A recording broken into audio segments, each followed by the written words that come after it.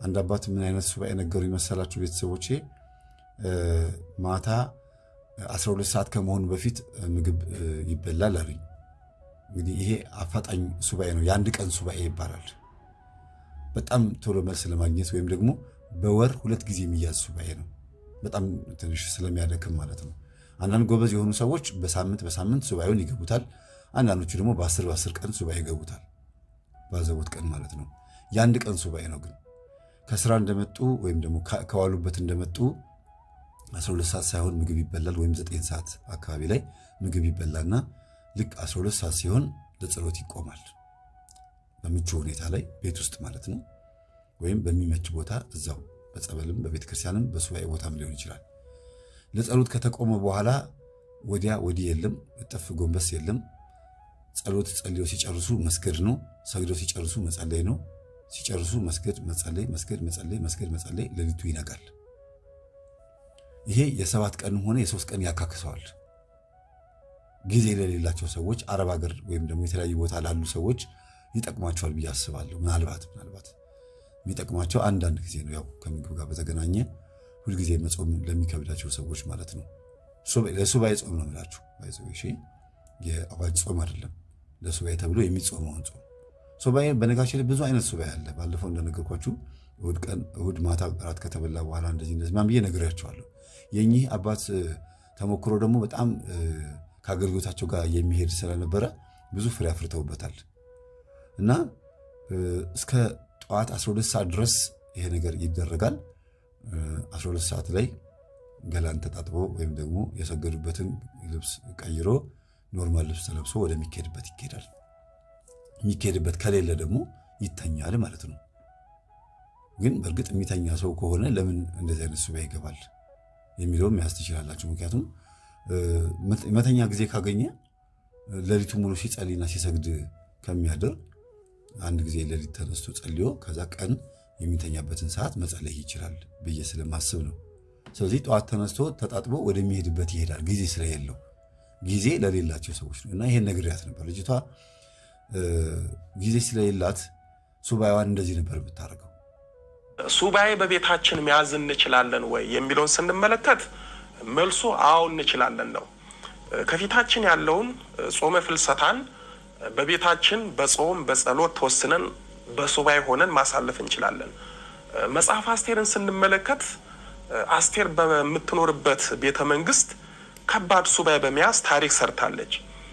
አስቴር በምቾትና በድሎት ቦታ ሆና ሱባኤ በመያዝ ከፈጣሪዋ መልስ አግኝታለች። በሱባኤ ህዝቧንም ከሞት ታድጋለች። ዳንኤልና 3 ደቂቅ በዋሻ ሳይሆን በናቡከደነጾር ቤተ መንግስት አስደናቂ ሱባኤ ይዘዋል። እነዚህ በተደላደለው በምቾት በተሞላው ቤተ መንግስት ሱባኤ ከያዙ እኛ በትንሿ ቤታችን መያዙ ምን ይከለክለናል? ለዚህ ሁሉ ግን የራሳችንና የቤታችን ሁኔታ ይወስነዋል። በመኖሪያ ቤታችን ለጸሎት የተለየ ክፍል ካለን ወይም የጸሎት ቤት ካለን ለሱባኤ የበለጠ አመች ይሆናል። ምክንያቱም ሱባኤ ከሰው መለየትን፣ ጸጥታን፣ ታቅቦን፣ መረጋጋትን፣ ትኩረት ሰብስቦ መቀመጥን ስለሚጠይቅ ነው። የጸሎት ቤት ከሌለን ደግሞ እንደ ቤቱ አመል አድርገን መያዝ እንችላለን። ይህ ሱባኤ ምናልባት አስቸጋሪ ነገር ሲገጥመን እጅግ ፈተና የሆነብንና ጊዜ የማይሰነጠን ነገር ካለ በጸሎት ቤታችን ሆነን በገዳም ስርዓት እመቤታችንን መማጸንና ችግራችንን እንድታቀልልን ድንገተኛ ሱባኤ መያዝ እንችላለን። በቤታችን ዝግ ሱባኤ ብቻ ሳይሆን ልክ እንደ ሱባኤ በሰባቱ የጸሎት ጊዜያት ጸሎት እያደረግን በቤታችን ታቅቦ መያዝ እንችላለን። በተለያዩ ምክንያቶች በቤታችን ሱባኤ መያዝ የማይመቸን ሰዎች፣ በተለይም ምቹ የጸሎት ቤትና ቦታ የሌለን ሰዎች ባለን ቦታ ታቅቦ መያዝ እንችላለን። እዚህ ላይ ግር እንዳይላችሁ ወደ ማጠቃለያው አካባቢ ስለ ታቅቦና አጠቃቀሙ ነግራችኋለሁ። ሰው እንደመሆናችን መጠን የተለያዩ ችግሮች ይገጥሙናል። በየሰው መፍትሄ ለማግኘት ከመዞር በቤታችን ለተወሰኑ ቀናት ሱባኤ ታቅቦ ብንይዝ በእውነት መፍትሄ እናገኛለን። 100 አለቃ ቆርኔሌዎስ ከቤተሰቦቹ ጋራ እግዚአብሔርን የሚፈራና በፍጹም ልቡ የሚያመልክ እጅግ ምጽዋትን መስጠት የሚወድ ደግ ሰው ነበረ። በቤቱ ሲጸልይ የእግዚአብሔር መልአክ ተገልጾለት ጸሎቱና ምጽዋቱ በእግዚአብሔር ፊት ለመታሰቢያ እንዳረገ የሐዋርያት ሥራ ምዕራፍ 10 ቁጥር 1 እስከ 33 ላይ ተጽፏል። ዛሬ እኛ እንደ ቆርኔሌዎስ በቤታችን ብንጸልይ እግዚአብሔር የማይሰማበት ምክንያት የለም። ዋናው አጠቃቀማችን ነው። ነቢዩ ዳንኤል በአንበሳ ጉድጓድ፣ ሰለስቱ ደቂቅ በእሳት፣ ሐዋርያት በእስር ቤት፣ ቅዱስ ዮሐንስ በፍጥሞ ደሴት ጸልየዋል፣ ሱባኤ ይዘዋል። እኛ ግን በሞቀ ቤታችን መጸለይ አቃተን። የአስቴር የዳንኤልና የሰለስቱ ደቂቅ የቤተ መንግስት ሱባኤ የመቶ አለቃ የቆርኔሌዎስ የቤት ውስጥ ጸሎትና ሱባኤ በቤተ ክርስቲያን ብቻ እንዳልሆነና በችግር ጊዜ ባለንበት ቦታ መጸለይና ሱባኤ መያዝ እንዳለብን ትልቅ ማሳያ ነው። አርምሞ ማለት ምን ማለት ነው? እንዴት ይያዛል የሚለውን ስናይ አረመመ ማለት ጸጥ አለ፣ ዝም አለ ማለት ነው። አንድ ሰው በሱባኤ አንደበቱን ከንግግር ገጥቶ ራሱን ለጸሎት አበርትቶ የሚቆይበት ጊዜ አርምሞ ይባላል። አርምሞ ከሱባኤ ጋር የተያዘ ነው። በሱባኤ መነጋገር የማንችልበት የዝምታና የጸጥታ ጊዜ ነው አርምሞ የምንለው። የአርምሞ ህይወት በገዳማት የሚኖሩ ዝጉሃውያን አባቶቻችንና እናቶቻችን ይኖሩታል። አርምሞ ለአባቶቻችን ከሰው ጋራ በአንደበታቸው የማያወሩበት ከእግዚአብሔርና ከመቤታችን እንዲሁም ከቅዱሳን ጋራ በጸሎት የሚነጋገሩበት የሰላምና የጥሞና ወርቃማ ህይወታቸው ነው። የአርምሞ ህይወት ከየትኛው መንፈሳዊ ህይወት እጅግ ከባድ ቢሆንም ሰላምና ጸጥታ ተመስጦን የተሞላ ስለሆነ ከትልቅ ጸጋና ማዕረግ የሚያደርስ ነው። ማንም ሰው ይህንን ህይወት ለመኖር አይችልም ከእግዚአብሔርና ከእናቱ ከድንግል ማርያም ካልተሰጠው በስተቀር።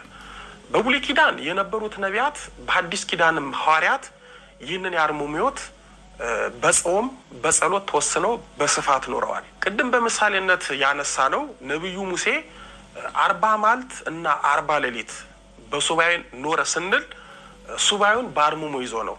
ጌታችንም በቆሮንቶስ ገዳም የያዘው ሱባኤ በአርምሞ ነው። አንድም ሐዋርያት አጠገቡ ወይንም አብሮት አልነበሩም። በብዙ ገድለ ቅዱሳን ላይ ቅዱሳን በተለይ በጾም ወቅት በጸሎት ጥሙድ እንደ በሬ ትጉህ እንደ ገበሬ ሆነው በአርምሞ ይሰነብታሉ። በዚህም ከፈጣሪ ጋር ብቻ በመነጋገር ከሰው በማርመም ብዙ ጸጋና በረከት ይቀበላሉ። አርምሞ ሁለት አይነት ነው። አንደኛው አርምሞ ከሱባኤ ጋራ የምንይዘው አርምሞ ሲሆን ይህም በገዳም በዋሻ ወይም ለሱባኤ በተዘጋጀ ቦታ በመዝጋት ከሰው በመለየት የምንይዘው ነው። ይህንን አርምሞ የጸሎት ቤት ካለንም በጸሎት ቤታችን መያዝ እንችላለን። ሁለተኛው አርምሞ ሰላም የክርስቶስ ቤተሰቦች፣ ጊዜ ያላችሁ እባካችሁ ጊዜያችሁን ተጠቀሙበት። ሱባኤ ግቡ። እርግጠኛ ነኝ ይሄ ጾም ሳያልቅባችሁ በጣም ትጠቀማላችሁ። በእውነት በእርግጠኝነት ህይወታችሁ የሆነ ነገር የክርስትና ህይወታችሁ ወደፊት የሚገፋው ትልቅ ጸጋ የምታገኙበት ሱባኤ ግቡ እባካችሁ። ሱባኤ ማለት ከእግዚአብሔር ጋር ተደብቃችሁ የምትነጋገሩበት ቦታ ማለት ነው። 3 ቦታ ጠቅማችኋል። እኒህን 3 ቦታዎች እናንተ ደግሞ ሱባኤ ገብታችሁ ትርፍ ያገኛችሁበት በእውነት ከእግዚአብሔር ጋር የተነጋገራችሁበት ከወላዲተ አምላክ ጋር የተወያያችሁበት ቅዱሳን መላእክቶች፣ ጻድቃን፣ ሰማዕታት ሄዳችሁ ያተረፋችሁበት ቦታ በኮመንት ላይ ታስቀምጡልኛላችሁ። ነገር ግን እነዚህ 3 ቦታዎች እኔ ተጠቀሜባችኋለሁና የክርስትና ህይወታችሁን አንድ እርምጃ ወደፊት የሚያደርግላችሁ ጾሙ ሳያልቅ እባካችሁ 50 ጾም እንትኑ ሳይገባ እዚህ ጾም ላይ ተጠቀሙ። ቢያንስ 7 ቀን ያላችሁ ጊዜ ያላችሁ ወይስ ሀገር ውስጥ ሆናችሁ ስራ የሌላችሁ ሰዎች ማለት ነው፣ ወይም አስፈቅዳችሁ ሄዳችሁ ህይወታችሁ ይቀየራል እያልኳችሁ ነው። በእርግጠኝነት ተጠቀሙበት። አንደኛ ጻድቃኔ ማርያም የዘርዓ ያዕቆብ እመቤት፣ በእውነት እዛ ሄዶ ችግሩ ያልተፈታለት የለም። ብዙ ገዳማት አሉ፣ ነገር ግን እኔ ደግሞ የተጠቀምኩት በጣም ትልቅ ወላዲተ አምላክ በስውር ጽላቷ መልስ የምትሰጣችሁ ቦታ ጻድቃኔ ማርያም ናት። እዛ ሄዳችሁ ግዴላችሁም ተማጸኗት። ህይወታችሁ ቋጠሮ በሙሉ ፍትት ብሎ ሰላማችሁ ነው የሚመለሰው ማለት ነው። ሁለተኛ የጅሯ ንግስት ቅድስት አርሴማ፣ ጅሩ አርሴማ ማለት ነው አለ፣ ይርጋለም አለ፣ ሲሪንቃ አለ። ነገር ግን እኔ የተጠቀምኩበት ነውና ሰማዕቷ ቅድስት አርሴማ ጋር ጅሩ ሄዳችሁ ዋሻ ውስጥ ገብታችሁ ሰማዕቷን አናግሯት፣ መልስ ትሰጣችኋለች። በህልም በራእይ በተለያየ ነገር ብቻ ብዙ ነገር ትነግራችኋለች ማለት ነው። ሶስተኛው ግን ቅድም እንዳልኳችሁ ባላችሁበት ቦታ ላይ ሱባኤ መያዝ ትችላላችሁ። በቤታችሁ ውስጥ ሆናችሁ ተወስናችሁ ወሬ በመቀነስ ከእግዚአብሔር ጋር መጽሐፍ በማንበብና በመስገድ በመጾም በመጸለይ ትልቅ ለውጥ ታመጣላችሁ።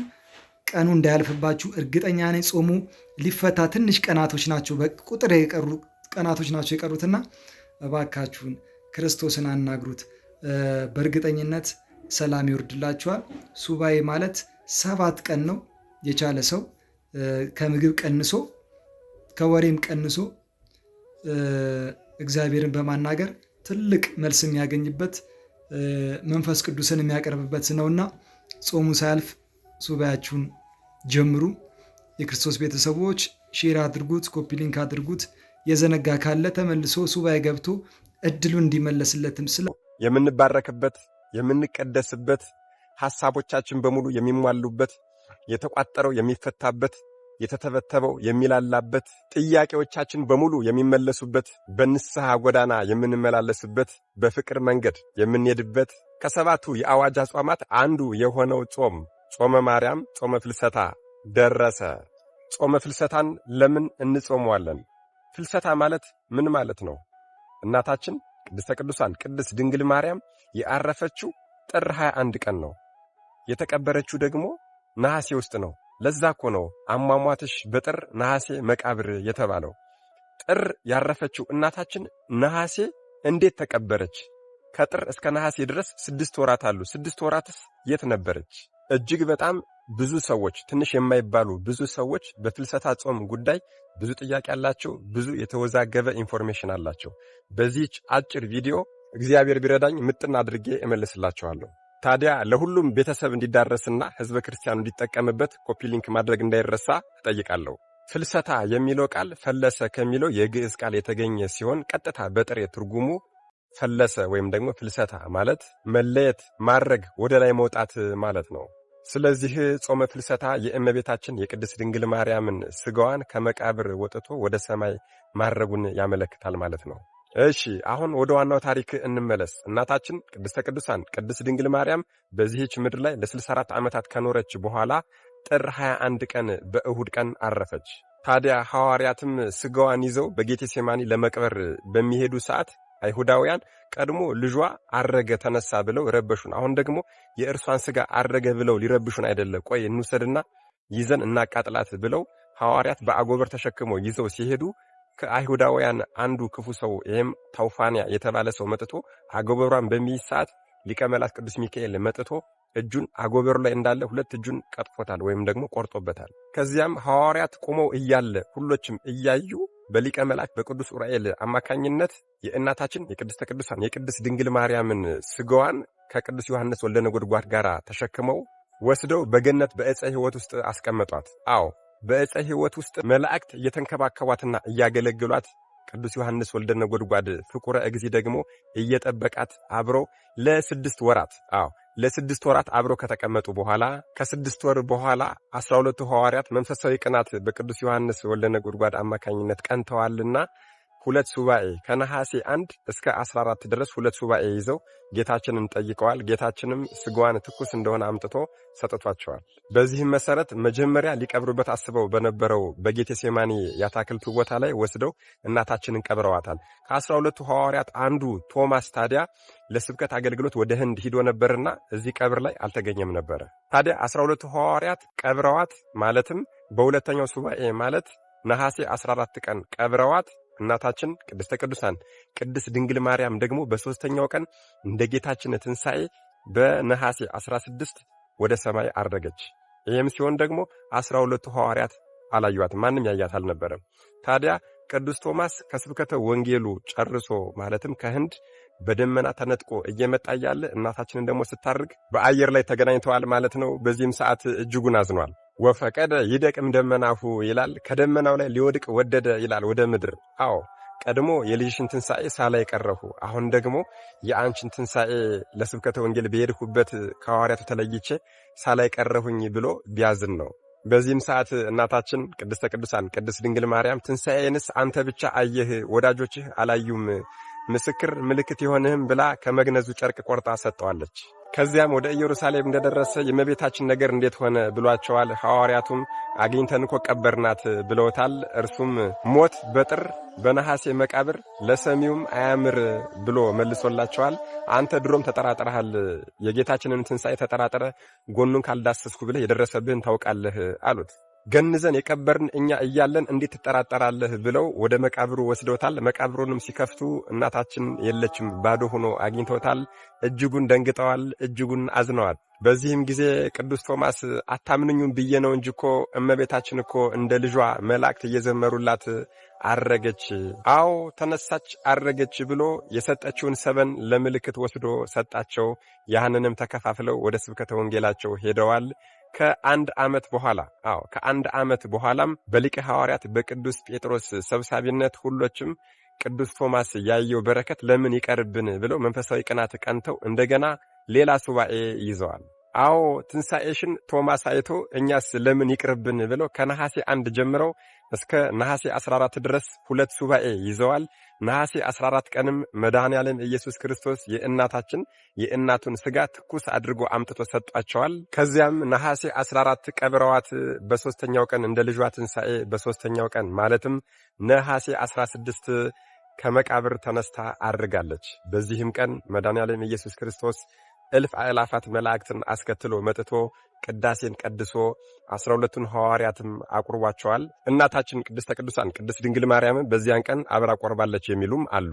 እንግዲህ ጾመ ፍልሰታ የነሐሴ ጾም የእመቤታችን ጾም የሚጾምበት ዋናው ምክንያት ይሄ ነው። አዎ አንደኛው በዕፀ ሕይወት ውስጥ ለ6 ወራት ከቅዱስ ዮሐንስ ወልደ ነጎድጓድ ጋር አብራ ስለተቀመጠች ይሄ ምስጢር ለምን ይቀርብናል፣ ቅዱስ ዮሐንስ ወልደ ነጎድጓድ ያየው ምስጢር ለኛ ስለምን ይቀርብናል ብለው 2 ሱባኤ ገብተዋል። በሁለተኛው ሱባኤ ፍጻሜ ነሐሴ 14 ቀን መድኃኔዓለም እናቱን አምጥቶ ሰጧቸዋል። እንደ መጀመሪያው በጌቴሴማኒ ወስደው ቀብረዋታል። የመጀመሪያው ምክንያት ይሄ ነው። ሁለተኛው ደግሞ እንደገና ከቀበሯት በኋላ ትንሣኤዋን አላዩም ነበር። አዎ ትንሣኤዋን ማን ብቻ አየ? በደመና ተጭኖ ሲመጣ ከስብከተ ወንጌል ቅዱስ ቶማስ አይቷል።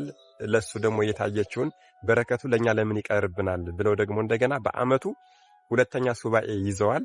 በሱባኤያቸው መሰረትም ደግሞ በወዳጆቹ ላይ የማይጨክን መድኃኔዓለም ኢየሱስ ክርስቶስ እናታችን ቅድስት ድንግል ማርያምን አምጥቶ ሰጧቸዋል። እንደገና ቀብረዋት ትንሣኤዋን ለማየት ችለዋል ማለት ነው። ስለዚህ እኛም ሐዋርያትን የሰማ መድኃኔዓለም ኢየሱስ ክርስቶስ እኛንም ይሰማናል። አዎ በእናታችን ፍቅር አይጨክንምና ሁላችንን ይሰማናል ብለን ይህችን 2 ሳምንት በደንብ አድርገን ጥሩ ሱባኤ አድርገን እናሳልፋታለን ማለት ነው። የምንችል ደግሞ በጥሬ እንጾመዋለን። አዎ በውዳሴ ማርያም ትርጓሜ ላይ ሐዋርያት ይህችን 2ቷን ሱባኤ 14ቷን ቀን በጥሬ እየበሉ እንደጾሙ ሁሉ